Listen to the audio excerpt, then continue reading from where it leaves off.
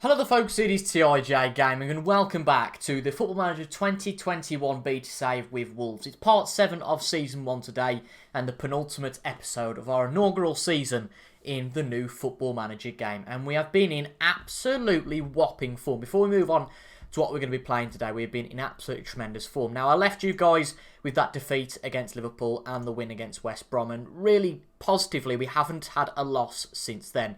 We had a rather peculiar game against Burnley next time out. You know that Burnley are a side that usually set up to defend, and it was 50-50 in terms of possession. We had the better XG. I know we're going to be talking about that a lot this year, but you know, I guess we were a little bit better than the opposition, could have nicked it 1-0, but as it happens, we didn't. And then, by far, we had the most fantastic match of this run. We went away to the Tottenham Hotspur Stadium, and the best thing about this is that the new manager at Tottenham, because Jose Mourinho has been sacked, the new manager at Tottenham is none other than Nuno Espirito Santo. And it's fair to say, when I went there, I thought, oh, I'd like to get something over him. In my wildest dreams, I never expected to stick 6 past Tottenham. In the pre-match report, our assistant said, "Ooh, look, Tottenham are going to be tough to beat. We might just nick 1 goal." We beat them 6-0. It was an absolutely tremendous performance from all involved. We had our regular first team out there. Max Meyer was out there, and even he nicked a goal. Pedro Neto, Jimenez and Podence all nicked 1 each to make it 3-0 by half-time. And 2 quick goals in quick succession from Moutinho and Meyer in the 62nd and 66th minute really finished it off. And Adama Traore just put the nail in the coffin, the 6th nail in the coffin. And yeah, absolutely fantastic stuff. Just one of those matches where I was just absolutely flabbergasted. Could not believe it at all. And if that 4-0 against West Brom didn't show what we're made of, oh boy, that 6-0 did. We followed that up in the month of March by 2 good wins against Fulham and Southampton. Again, you can see here that we've got a real nice variety in players scoring. The last time we actually had a brace for a player was all the way back in that Brighton game. You know, in every game since, players have scored 1 goal each, and you can take from that what you will. As long as somebody's scoring from the team, I don't really give a monkeys. But we played against Arsenal last time out. It was our first drop point since that Burnley game, and once again, it was another 0-0. It was a tight match, and as you can see, Arsenal just about edging it in terms of possession. We had the higher XG. There was a big chance for Meritan Shabani, who made one of his first appearances since he returned from injury in the last 10 minutes. There was a big chance for him with 5 minutes to go. But I'll be honest, with 10 minutes to go, we abandoned the attacking play we usually go with, and I went defensive, because I think the worst thing that could have happened out of that result was to get no points out of them. I'm just going to check the recordings. It's awfully bright out there, but luckily the webcam looks just about okay, which is brilliant. And as a result of that really good form, I can't remember if we'd already climbed into 6th place before the last episode. We climbed into 6th place with that draw against Burnley. So no, you guys wouldn't have seen it in that last episode, but we are now in 6th place. That is automatic European qualification. Now, I've had a quick look at the European qualification because things work a little bit differently this season. Of course, we have the introduction of, effectively, Europa League number 2 next year, which is known as the European, I think is it the European Conference League? Europa Conference League. And Manchester United have qualified for the Europa Conference League as a result of winning the Carabao Cup. Now, back in my day, clubs used to qualify for the Europa League by winning both of the both the domestic cups. So, if I understand correctly, I'm sure that sometimes even 8th place would sometimes get some sort of European football if it worked out well. But at the moment, only the FA Cup winner gets Europa League qualification. Have a look at the rules for the season. I don't know if my webcam's on the way on this right hand side.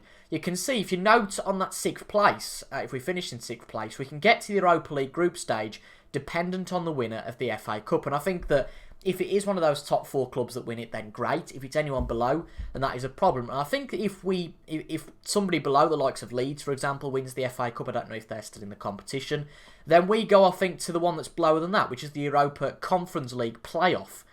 So that would be unfortunate, again, if no more than 7 teams qualify for Continental Cups. But you have to say, especially in the light of a huge result last night before we play Leeds, Fulham beat Chelsea by 1-0, and we are now only 1 point behind Chelsea.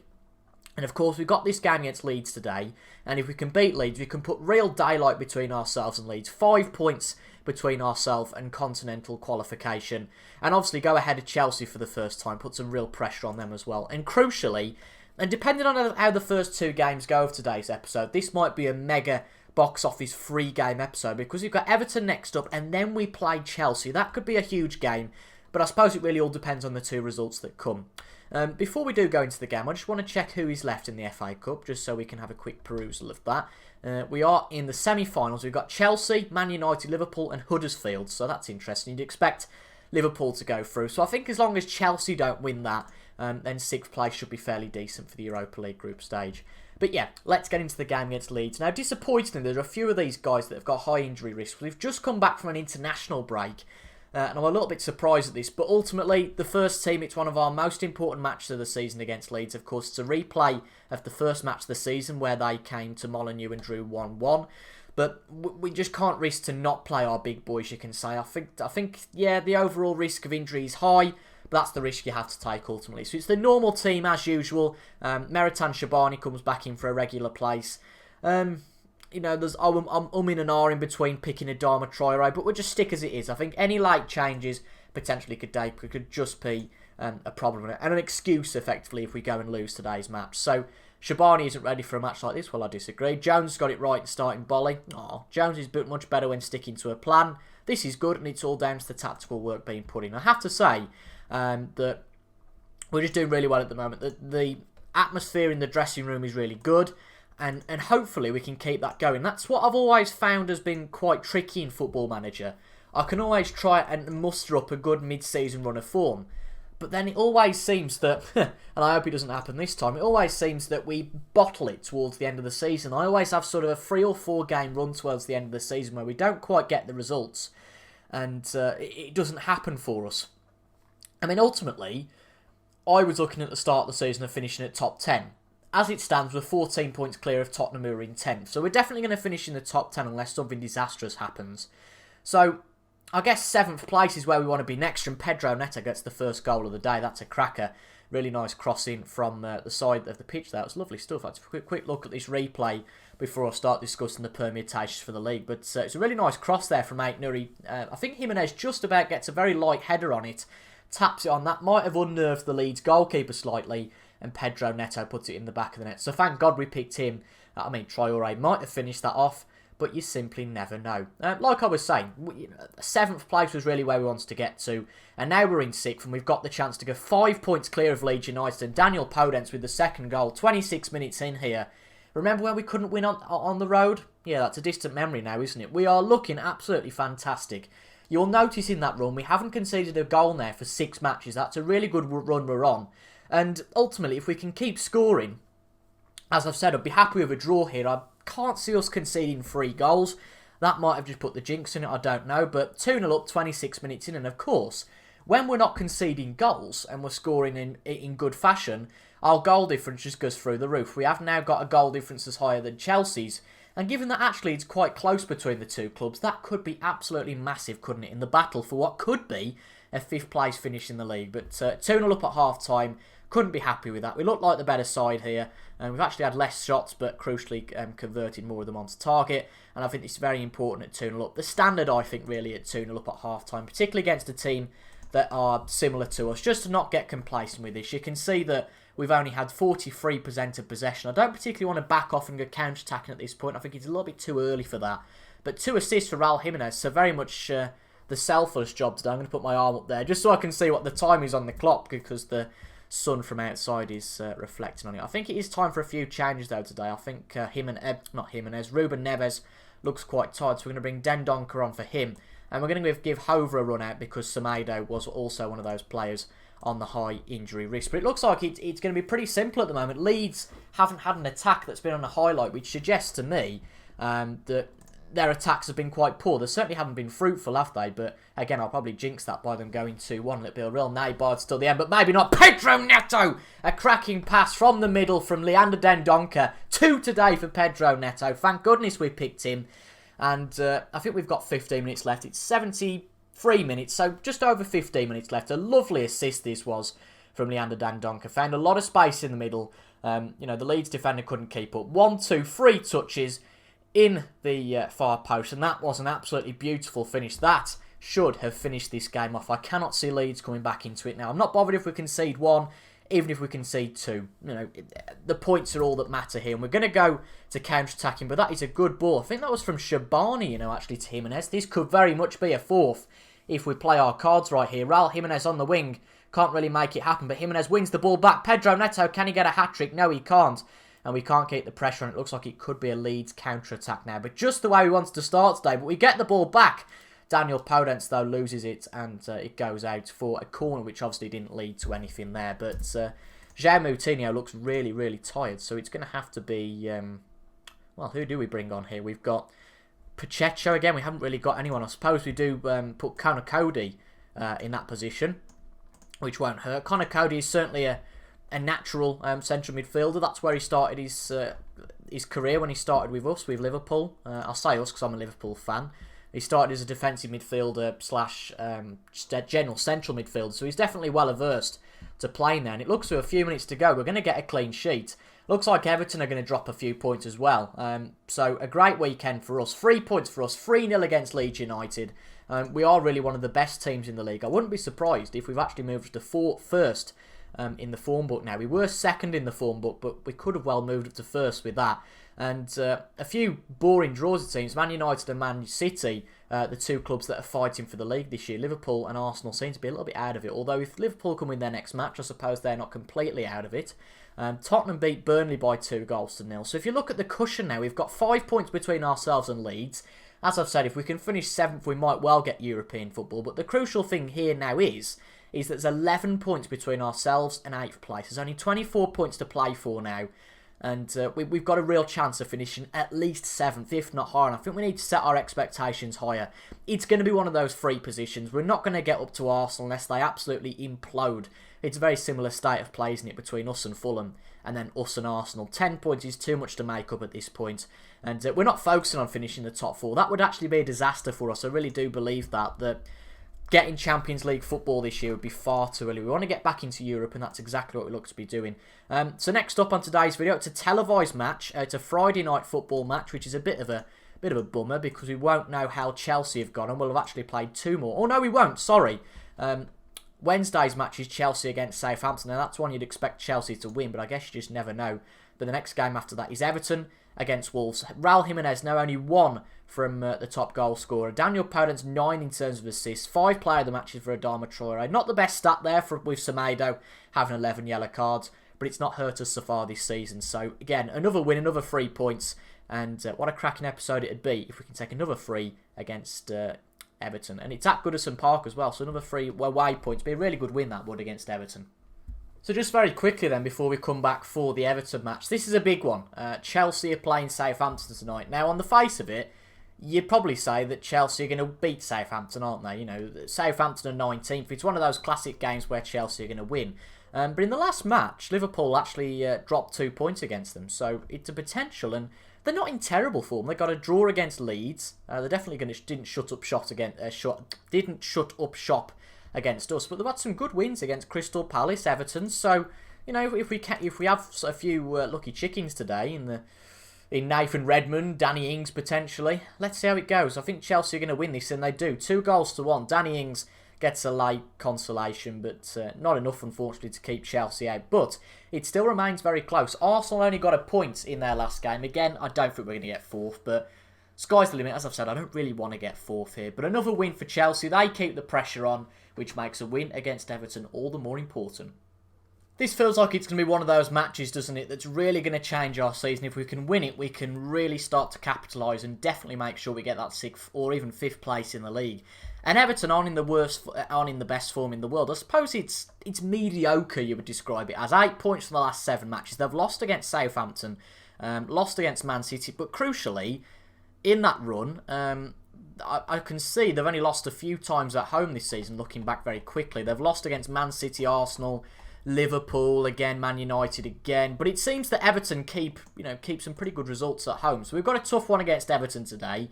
But we've took our game to plenty of teams, and we're only 1 point behind Chelsea, so we really need to keep the pressure on. Now, I don't see the point in changing absolutely anything from the previous match. These games are coming thick and fast. We played against Leeds United on Saturday or it might have even been Sunday, on the 4th. I think it was on Sunday on the 4th. We've got Everton today on the 9th, and then we play against Chelsea, which I think we're going to have to show today. We're going to have to make this a free match special because it's going to be a real turning point, that match against Chelsea. But this is on the 9th and the 13th against Chelsea, so I would like to have... There we go, we're first in the recent form standings now. We're going to put the expectations on here. We expect nothing but a win. And I found it quite funny in the last press conference that apparently we are in to potentially win the league. They were asking in the press conference, who did you think will win the league? Of course, we are still mathematically in with a chance, but yeah, it ain't going to happen unless there's an absolute miracle and everyone completely fades. In fact, it's probably not mathematically possible with different clubs playing each other, but I found that quite amusing because there is no way we are going to win the Premier League. But it has been a really good season for us so far. No doubt this mid-season form has been really special for us. So we're 20 minutes in here. We're looking good. 60% of possession. Really want to hammer that home. I feel like if we can go attacking here, get some early goals. You've seen in the last few matches we've got some early goals, and that's been really crucial to us. But we concede our first goal for nearly, I think it's nearly 700 minutes actually for Rui Patricio. He's done a fantastic job. Of course, we had gone 7 matches without conceding, but also remember that I think Patricio had a little bit of time before, maybe a match before, where he didn't concede either. So that's nearly 700 minutes, and we do concede for the first time here. And that's the danger, I suppose, when you're playing a little bit too attacking. So we might go back to more positive football now rather than attacking. But this is a rare position for us in the last few weeks and months, really. We've not been behind for a long time, so I'm hoping the players can react the way we want. We're not going to treat it as an absolute disaster at the moment. We're not going to get all panicky, start changing the tactics, because I think, looking at how we are, we've had 7 shots, 3 of them on target. 8 shots now, 3 of them on target, 60% of possession. I am going to put a bit of an angered team talk in there to just show me something else in the second half. That's pretty much motivated everyone, which was exactly what we were looking for. Although in the first minute of the second half, going 2-0 down wouldn't be ideal. But Cody does clear it from the corner. No initial counter-attack there, but this could be a chance. Who knows? But Everton's still on the ball here. Gomez back to Allen. To Seamus Coleman on the right. We put some good pressure on him. But again, this looks like it could be a chance for Everton. And 2 minutes into this second half, Everton are 2-0 up. And I talked before about Everton being very good at home. And that's definitely showing here. We are 2-0 down to Everton. It's not over yet, I accept that, but I know this run has to end at some point. That's not really much of a surprise to me. But given the way that we've had, Everton have had 2 shots and scored them both, which isn't a stat that anybody particularly likes to see. We're going to have to change something with 60 minutes gone. It's not all over in this game. We can definitely still get a point of some kind. I'm going to bring Cody into that midfield again. I quite like the idea of bringing him into that midfield. I'm going to put him as a sort of like an automatic central midfielder. And I'm going to bring Dendoncker on as a defender. You could, I suppose, swap them 2 around, but I want to see what Cody's made of in the midfield. I know maybe this might not be a match to start experimenting with that, but who knows, he might be alright. But Ruben Neves with a free kick that could have got us back into the game. It parries straight off Allen in the wall, but a good ball from Podence to the central defender, Dendoncker, but it's dealt with from Everton. And this is a little bit worrying from a highlight standpoint. Alex Iwobi comes on the wing, puts it in to James Rodriguez, goes to Gomez, and it's 3-0 Everton. This isn't great. It really isn't great, is it? We've had a brilliant run, and we're being really done over by Everton here. And as I said, when this run came to an end, we shouldn't be surprised. We've played very well, but I think as long as this doesn't turn into a terrible run of form, it's a decent wake-up call for us, I think. I mean, we are still in the match. If we can get one back now, it's not all over. But if we concede a 4th, it very much is all over. We're staying attacking. We've got nothing to lose. Okay, we might destroy some of our goal difference and maybe lose a bit of confidence. But ultimately here, there's no point just sitting back and accepting it at this point. We might as well try and get 1-2 goals, even concede a few. It doesn't really matter to me. But just a bit more direct now. Over our opposition defence, a higher defensive line, just all of that stuff that will try and get back into this game, because there's absolutely no harm in trying so. We'll put Shabani up front, but we'll bring Mario Balotelli on for him as an advanced forward.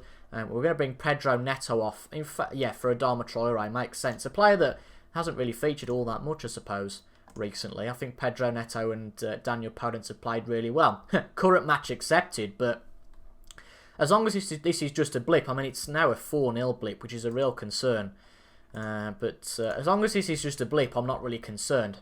I feel like this is one of those where hopefully it will act as a wake-up call, as I mentioned earlier. It doesn't look like we're going to get even 1 today, which is a bit of a disappointment. We haven't showed any promise today. Adama Traore in there, and it just doesn't look like the Wolves that we usually are. And credit to Everton, they've outplayed us in every single department today, despite us having more shots, etc., etc.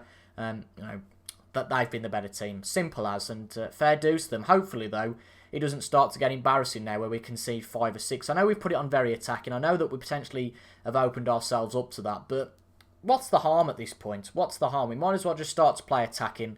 And if we do lose 5th or 6th place on goal difference, well, it's the whole risk versus reward idea, isn't it? Rui Patricio has had a really bad game today at 5.8 as his rating, but again, this was going to happen at some point. 17 shots, 7 on target, so I think we've been a little bit unlucky now. Now 18 with 8 on target. I think that, obviously, much like their previous games when they've picked up good wins at home, they've just been very good in defence, and that's shown again. We certainly haven't been very good in defence at all. This could be 5-0 Everton here, Seamus Coleman closed out by Ait-Nouri, but this could be a second chance here again. Ait-Nouri does a good job to get to that. Not quite sure about the pass back to Patricio, the way he's played today. I'm a bit worried about that, but not a bad ball out, but straight back to Everton. I suppose I did tell the lads to get it over the opposition defence. To be honest, there's one player that's shone for me today who's looked pretty good, and he has done all season. It's Ryan Ait-Nouri, and it's now 5-0 Everton. I mean, this isn't great at all. For a team who are first in the form book, this is quite a come down, isn't it? I'd have accepted a defeat here, I think, if we'd have maybe lost 1 or 2-0, but this has been embarrassing.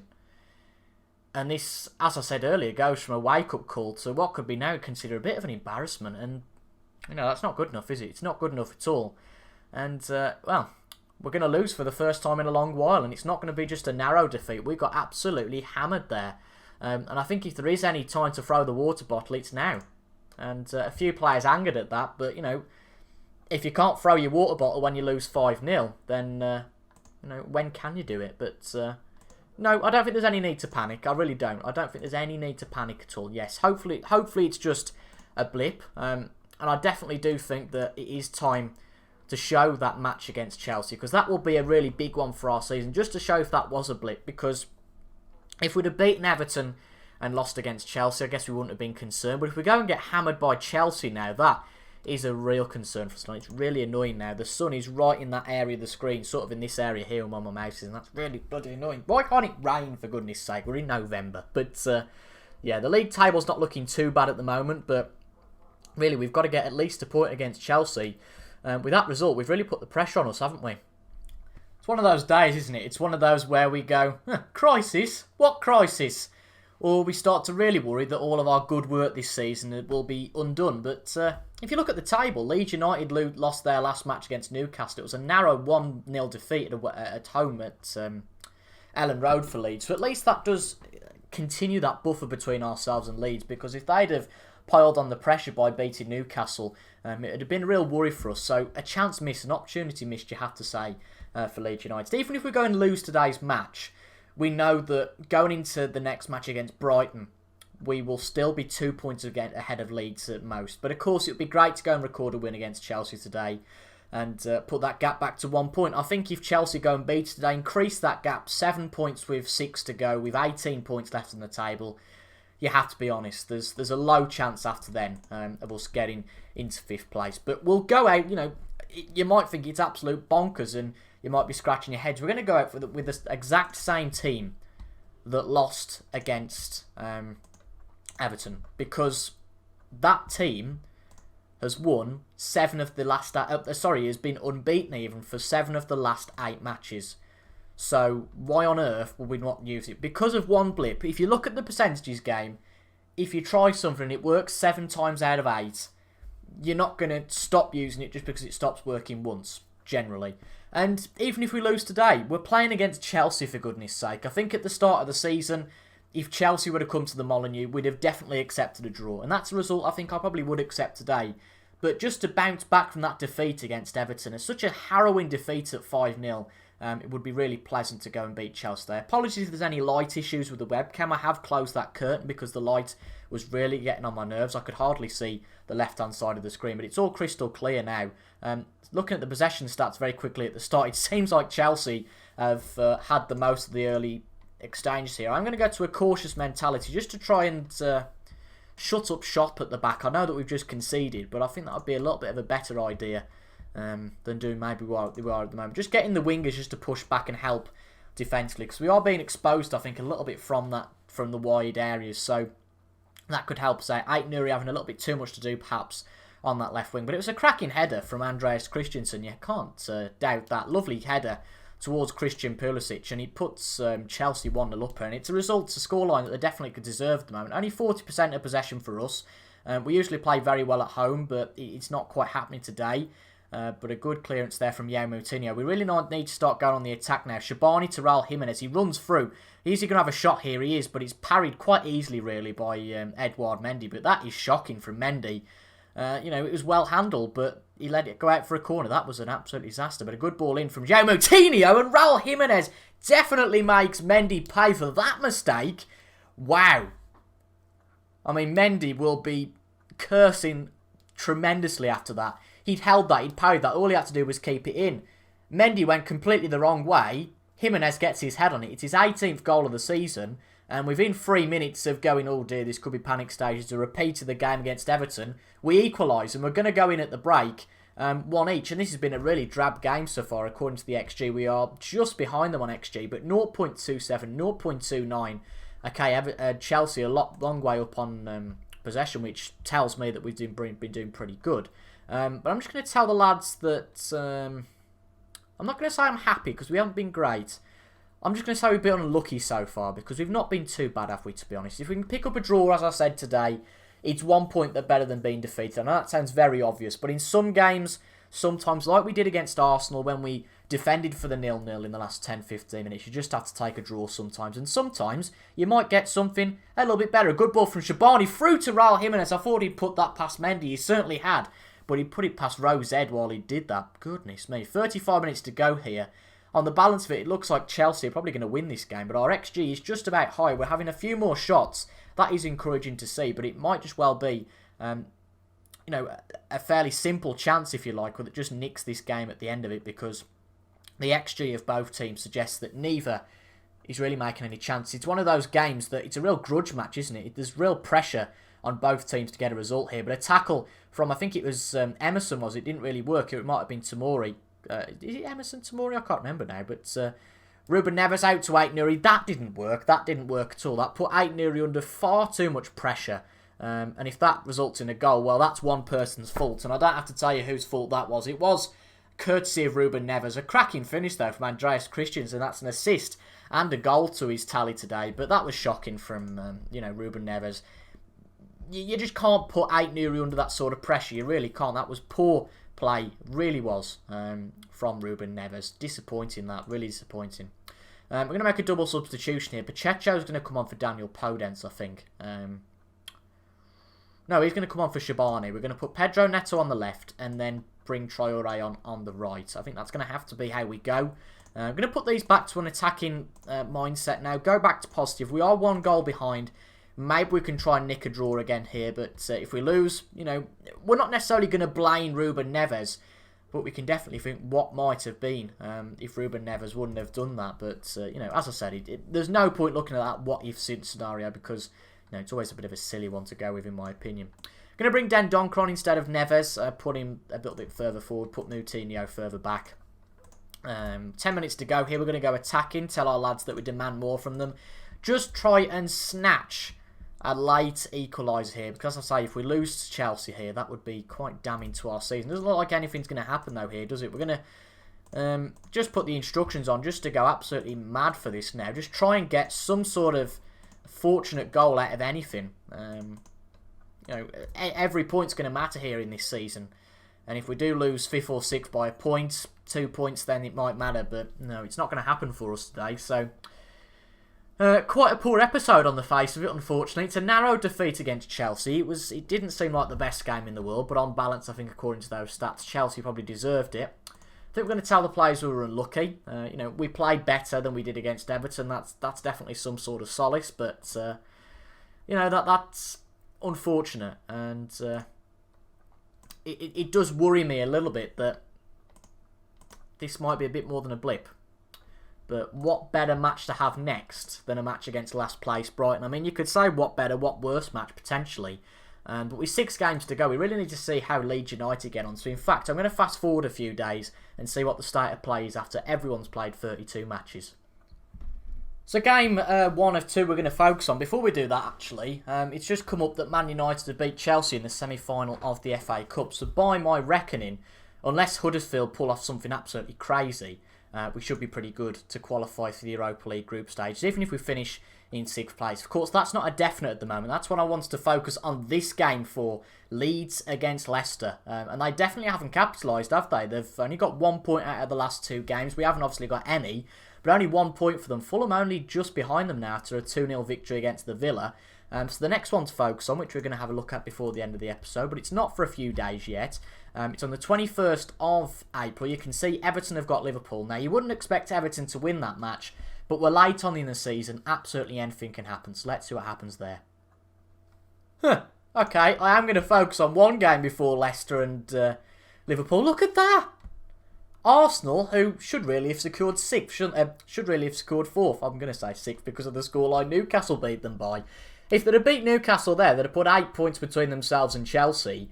It's suddenly now wide open for 4th. Quite unbelievable, and Liverpool need to watch their backs a little bit as well. I appreciate they've got 2 games in hand, but Newcastle have just put 6 past Arsenal. That's absolutely incredible. Wow.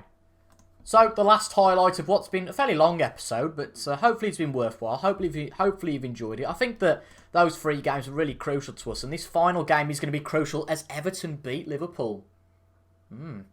Late goal from Richarlison gives them the 3 points, and yeah, Liverpool have got to watch their back. It's going to be a very interesting run for 3rd at the end of the year. Who have Liverpool got in their next game in hand? I suppose it doesn't really work like that, does it? They'll get a game in hand a bit later on. They've got Villa, then Brighton, then Burnley. So those next 3 games should be winnable for Liverpool. But you'd have thought Everton would have been winnable for Liverpool, particularly at Anfield, but they didn't. So going into the last 6 games, there's 18 points available. Thank goodness there's no talk of us winning the title. I mean, we have escaped relegation. We're going to finish the lowest of 14th. I mean, if we finish outside the top 10 from here, that would be a real travesty, wouldn't it? But I think 9th's going to be the very lowest we finish.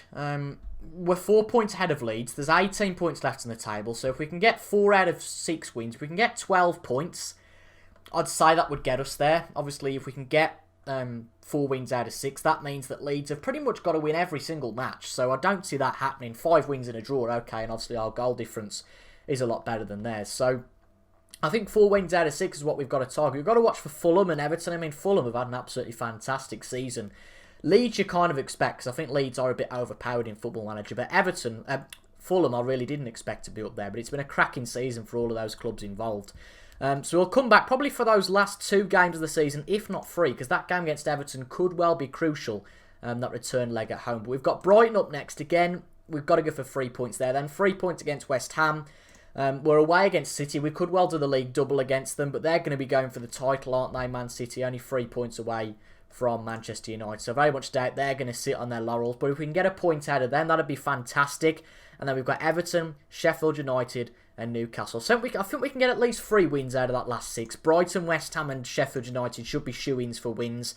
And if we can get maybe a point out of Everton, either Everton, Newcastle and Man City, 2 of those get 14 points. Our 6th place should be okay, but it all depends whether the last 2 games were simply a blip or alarm bells are going to be ringing.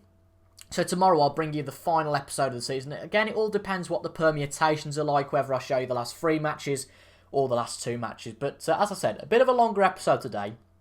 I think it's been worthwhile to bring you today's episode. A lot of changes. I think if it had just been something we covered in post-match, it would have been a bit of an anti-climax. But we followed the action today. I've really enjoyed that. But so we're 4 points clear of 7th place. Only 6 games to go to the season. Every match now is like a cup final for us, really. We've got no other commitments. I don't think any of the other clubs around us have. We've obviously got, I think, some of these still in European football. Everton have got no continental football. So no, all of the 4 clubs here, I don't think Chelsea are in a continental competition either. No, because they got beat by Man United. So all of these clubs, I mean, I think, without doubt, Chelsea are going to get 5th now. I think our hopes of getting that are pretty much over. But Wolves, Leeds, Fulham and Everton, any of those clubs could still get 6th place. And credit to Newcastle as well. Looks like it could be a good season for them, finishing inside the top 10. Callum Wilson has pulled out way ahead in the Golden Boot stakes. I don't think we're going to get that, are we? Because Callum Wilson has had a good few last games. So his tally has gone up to 22 for the season. But I'll stop rambling or else we could be if heather. If you enjoyed today's episode, make sure to leave a like down below. Comment your thoughts as well and subscribe for regular FM21 beta content. Tomorrow is the end of the first series with Wolves. I'm hoping to get another season in with Wolves. I think we will probably definitely do another season. And then we'll probably move on to our main save a few days into the full release of the game. Because I really want to get this beta save done. Keep wanting to say beta, but I'm promising myself to say beta from now on. We want to get this beta save done. I want to play the 2 seasons with Wolves.